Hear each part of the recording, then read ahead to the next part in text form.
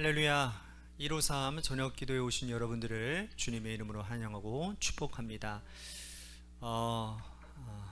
한 주 쉬고 다시 달리자고 하니 좀 어렵고 또 힘이 들고 버거울 수도 있겠지만 주님을 만나기 위해 우리들이 애를 쓰는 가운데 있으면 여러분, 주님께서 힘 주시지 않겠습니까?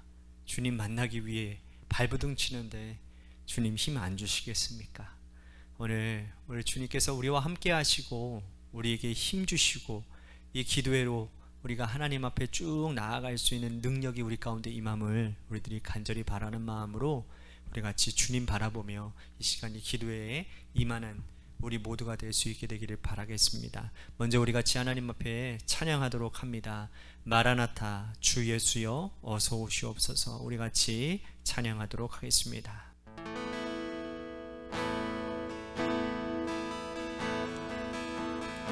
마라나타,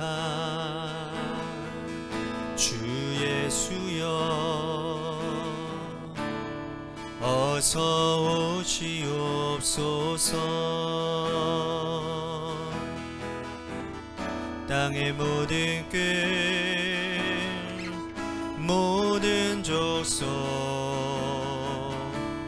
주를 찬송하게 하소서. 마라나타, 주 예수여 어서 오시옵소서. 모든 열방이 주께 돌아와 춤추며 경배하게 하소서.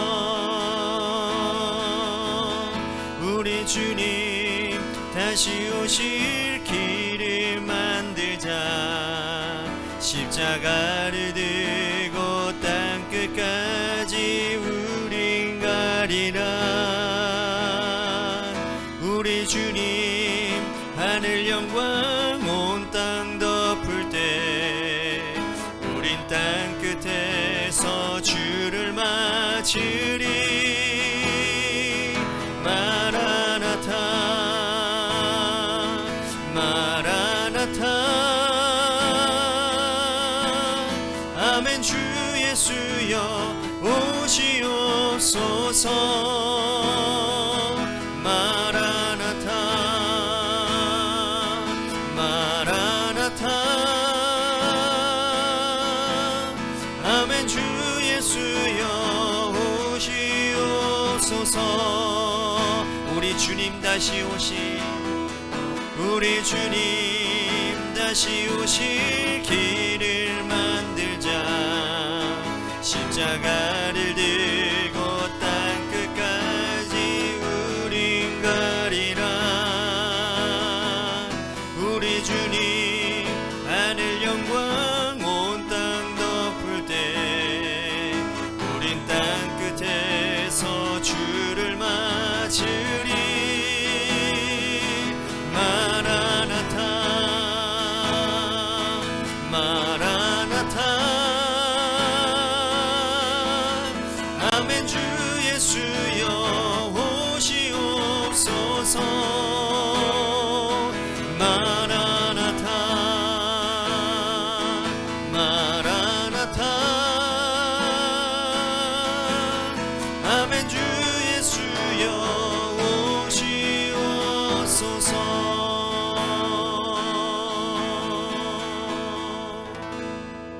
기도하겠습니다. 주님 오실 그날까지 우리가 주님 걸어가신 그 길을 걸어가는 그 길이 하나님 버겁고 어려운 가운데 많습니다. 그럼에도 불구하고 우리들에게 믿음이 있습니다. 결국에는 그 길을 주님께서 이미 우리에게 허락하신 승리의 길이기 때문에 우리는 그 최후의 승리를 바라보며 믿음의 걸음을 뚜벅뚜벅 걸어가는 줄로 믿습니다. 연약함 가운데 있습니까? 믿음이 하나님 연약하여져서 하나님께서 하라고 하시는 일 가운데 우리들이 주저함이 있습니까?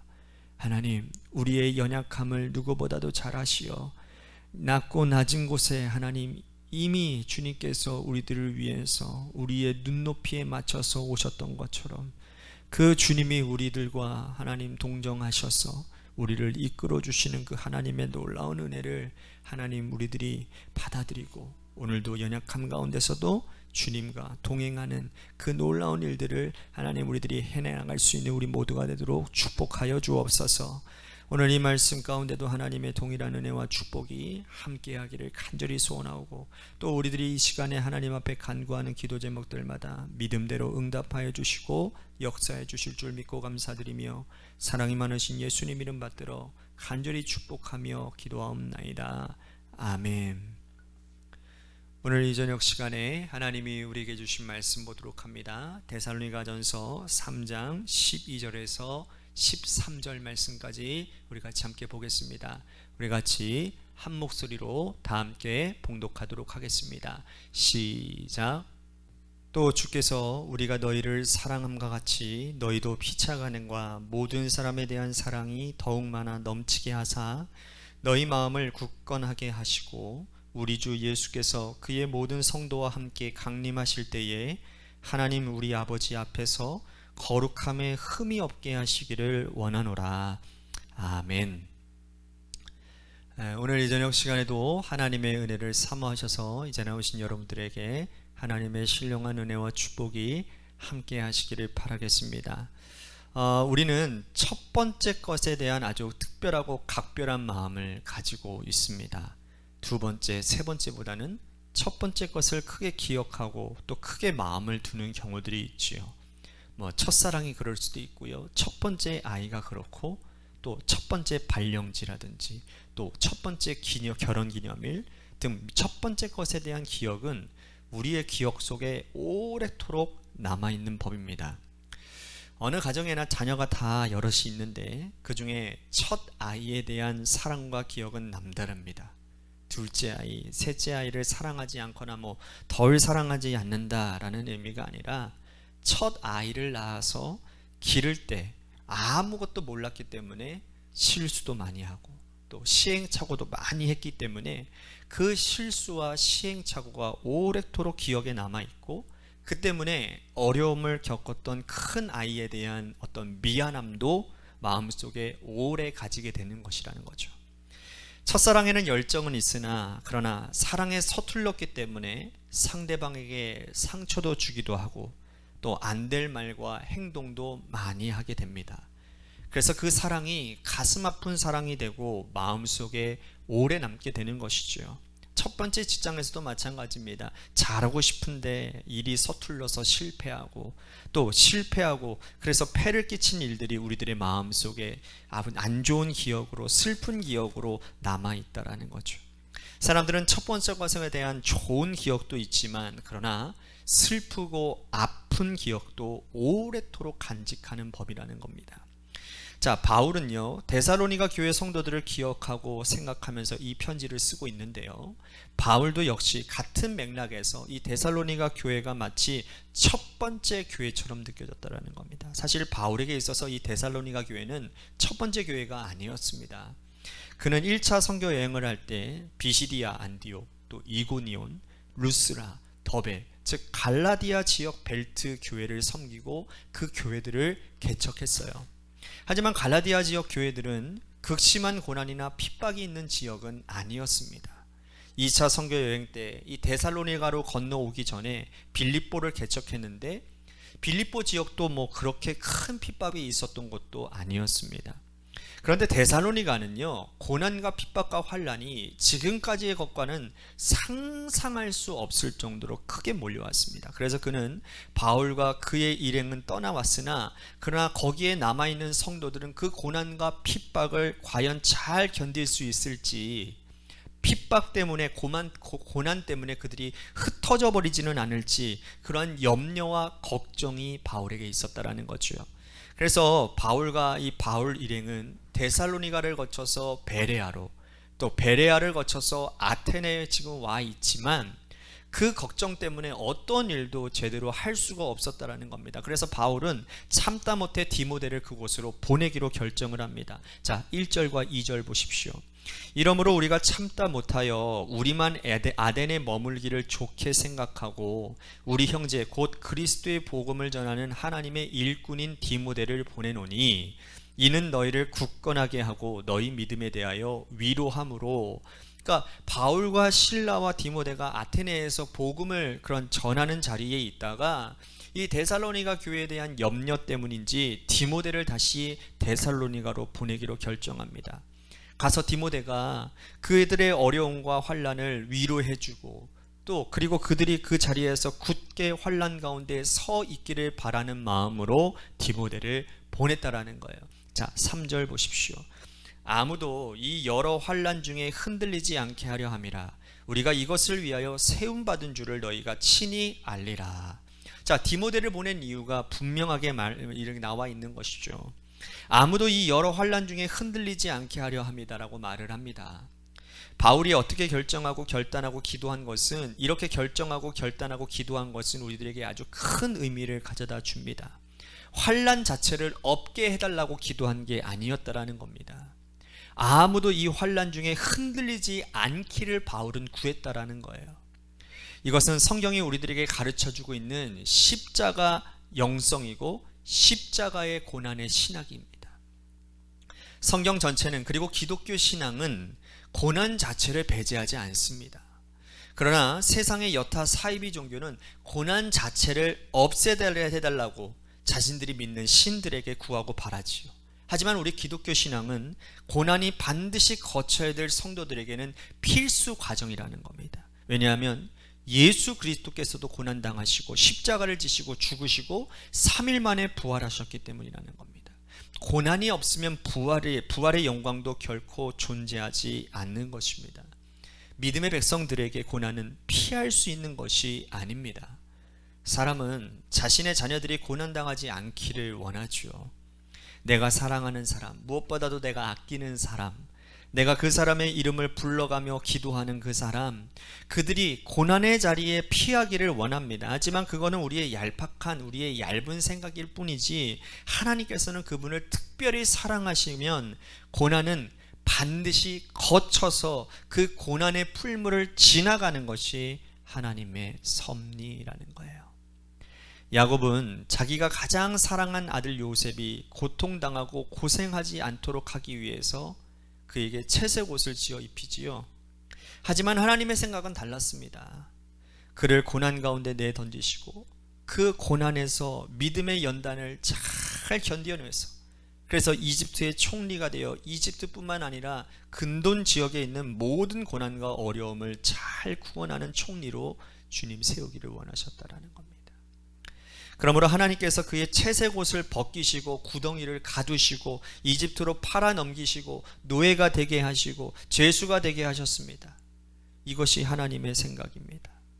그럼 우리가 진정 사랑하는 사람을 위해서 기도하신다면 그분이 고난을 피하게 해달라고 기도할 것이 아니라 고난을 겪지만 고난을 잘 견디게 해달라고, 고난 가운데서 신앙 버는 일이 없도록 해달라고, 고난이 거세면 거셀수록 하나님의 말씀 꼭 붙잡고 그 고난의 현장을 잘 견디고 통과하게 해달라고 우리는 그렇게 기도하는 것이 옳은 기도인 겁니다.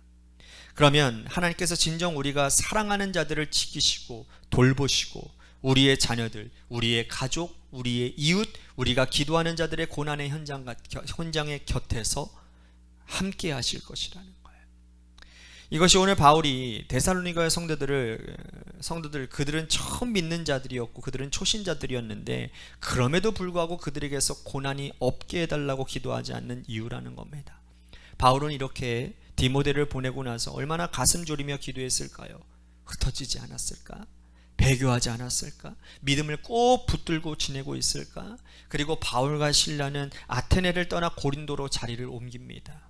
디모데는 데살로니가를 파견 갔다가 고린도에 와서 기쁜 소식을 전합니다. 5절과 6절 말씀 보십시오.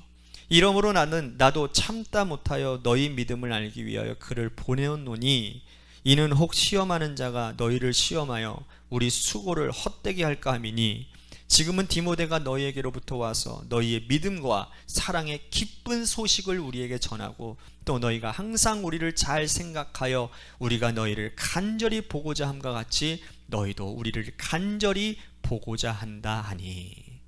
그러니까 디모데가 이렇게 기쁜 소식을 지금 가지고 온 거예요. 이에 바울은 너무나도 기쁘고 감사해서 데살로니가 전서를 기록해서 그 교회 성도들에게 이 기쁨의 소식을 나누고 있는 것이라는 거죠.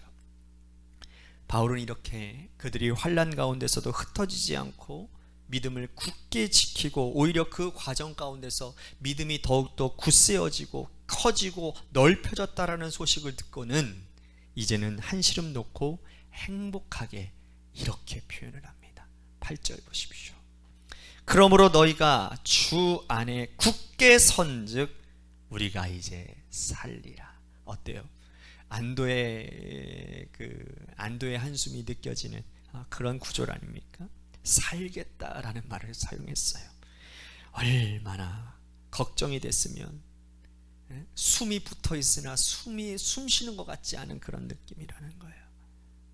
그런데 너희들이 고난을 잘 견디고 믿음이 성장하는 것을 보니 이제는 내가 살겠다라는 거예요. 여러분, 우리 바울의 표현을 통해서 우리들이 무엇 때문에 살고 있는지 우리 자신의 삶의 방향과 우리의 모습을 다시 한번 생각하게 됩니다. 그리스도인들은 생명을 다시 살리심을 받은 사람들이에요. 하나님께서 예수 그리스도를 이 땅에 보내시고 우리를 예수 그리스도의 십자가 공로로 우리를 구원하셨습니다. 우리는 거저 구원받은 자들이니 우리도 영혼을 소중히 생각해야 한다는 거예요. 누군가 내가 사랑하는 사람이 있다면 그분이 고난당하는 것 때문에 가슴 아파야 될 것이 아니라 그분의 믿음이 떨어지는 것이 때문에 가슴 아파야 되는 거예요. 그분의 믿음이 이전과 달라지는 것 때문에 우리가 숨쉬기도 힘들 그런 지경이 되어져야 된다는 거예요. 바울과 실라, 디모데처럼. 그래서 그들이 다시 믿음을 회복하고 환난과 고난 가운데서 믿음을 굳게 지켰다라는 말을 들으면 그제서야 우리도 이제 살겠다, 이제야 살겠다라고 고백할 수 있게 되는 것이죠. 영혼이 새롭게 소생되어지는 것이 우리의 기쁨이 되어져야 되는 겁니다. 믿음의 백성들은 영혼 살리는 일이 가장 중요하기 때문입니다. 우리가 무엇 때문에 살고 무엇 때문에 죽는지를 다시 한번 생각해 봐야 됩니다. 예수님께서 이 땅에 오셔서 하신 일은 뭡니까? 우리의 영혼을 살리시기 위해서 십자가에서 돌아가셨습니다. 그러므로 우리도 이 땅에서 해야 될 가장 가치 있는 일은 뭡니까? 영혼을 살리고 영혼을 구원하고 열방을 회복하는 일이라는 거예요. 이제 바울은 데살로니가 성도들을 위해서 기도하고 있습니다. 오늘 우리가 읽었던 본문 말씀이죠. 12절과 13절 말씀 보십시오. 또 주께서 우리가 너희를 사랑함과 같이 너희도 피차간과 모든 사람에 대한 사랑이 더욱 많아 넘치게 하사 너희 마음을 굳건하게 하시고 우리 주 예수께서 그의 모든 성도와 함께 강림하실 때에 하나님 우리 아버지 앞에서 거룩함에 흠이 없게 하시기를 원하노라. 예수님께서 강림하실 때까지 이 믿음, 순전한 믿음을 굳게 지키고 거룩함에 흠이 없게 하시기를 원한다 라고 기도하고 있습니다. 그들이 잘 살기를, 돈 많이 벌기를, 그들이 출세하기를 기도한 것이 아니라 특별히 사랑하는 교회 성도들을 위해서 기도할 때 죄짓지 않도록 거룩함에 흠이 없어서 훗날 하나님께서 그 아들 예수를 이 땅에 재림하게 하실 그때에 하나님 앞에 부끄러울 것이 없는 일꾼으로 서게 되기를 바울은 그렇게 기도하고 있었고, 오늘 우리들의 기도가 바로 이래야 된다는 사실을 오늘 말씀하고 있는 겁니다. 사랑하는 성도 여러분, 오늘 우리들이 특별하게 생각나는 그 사람을 위해서 사도 바울의 마음처럼 우리 같이 기도해야 되지 않겠습니까? 그 사람이 지금 고난 가운데 있습니까? 그렇다고 한다면 그 고난을 없애게 해달라고 기도하는 것이 아니라 그 고난 가운데서 그 고난의 인내함을 통하여 더욱더 믿음이 성숙되어지고 그 고난의 영성을 통해 하나님을 더욱더 닮아가는 놀라운 은혜가 하나님 내 주변에 있는 고난당하는 사람들 가운데 있게 해 주시옵소서. 오늘같이 십자가의 영성을 붙들고 하나님 앞에 기도했으면 좋겠습니다. 또 한 가지 우리 교회를 위해서 기도합니다. 다시 시작되어지는 하나님 기도 모임 가운데, 기도 운동 가운데 하나님 기름 부어 주시옵시고 성령의 역사가 일어나서 우리 교회가 기도로 말미암아 하나 되게 하시고 기도로 말미암아 부흥케 되어지는 놀라운 은혜가 있도록 도와주옵소서. 마지막으로 여러분들의 삶의 자리와 여러분들의 자녀들을 위해서 기도하시다가 시간 돌아가시기를 바랍니다. 노래 끝날 때까지 우리 같이 함께 하나님 앞에 합심해서 기도하도록 하겠습니다. 기도하시겠습니다.